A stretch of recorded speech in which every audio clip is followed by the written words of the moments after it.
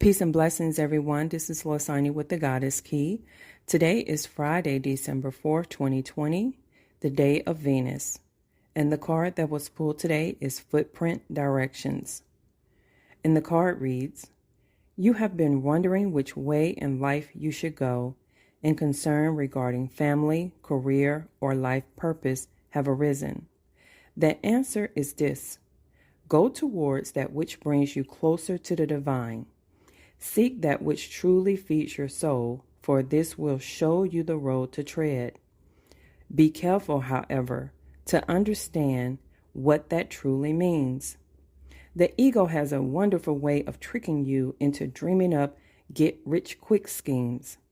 The truth is always consistent and loving. Step into your soul, knowing and focus on your heart's passion, talents, and interests. The clues will point you in the right direction. Additional meaning. Don't let anyone push you off your chosen path. You have an important decision to make. Always choose the road of peace and happiness. Release lack mentality. Listen to your inner guidance.